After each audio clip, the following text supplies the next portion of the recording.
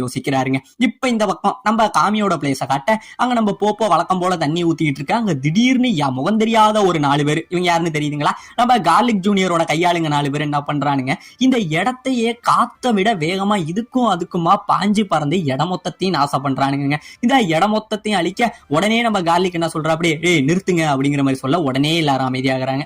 உடனே இது யாருடா அப்படின்னு நம்ம போப்போ பார்த்தவனுக்கு பயங்கரமான ஷாக்குங்க. கார்லிக் ஜூனியர், நீ எப்படி மறுபடியும் அந்த டெட் ஜோன்ல இருந்து தப்பிச்சு வந்த?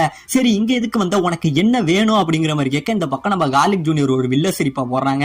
சிரிச்சுட்டு இப்பதான் நம்ம போப்போ யோசிக்கிறான். அதாவது கார்லிக் ஜூனியர் யாருங்கிற ஒரு கதையை இந்த இடத்துல நம்ம போப்போ யோசிச்சு பாக்குறான். காமியை அழிச்சிட்டு அந்த சிம்மாசனத்தை தான் எடுத்துக்கணும் அப்படிங்கறதுக்காக தாங்க நம்ம ஜூனியர் என்ன பண்ணிருப்பான், நம்ம காமியோட சண்டை போட வந்திருப்பான். இவன் போன வாட்டி அந்த டெட் ஜோன் மூவில என்ன பண்ணிருப்பான், டிராகன் பால் எல்லாத்தையுமே சேர்த்து இவன் எட்டர்னல் லைஃப் அடைஞ்சிட்டாங்க.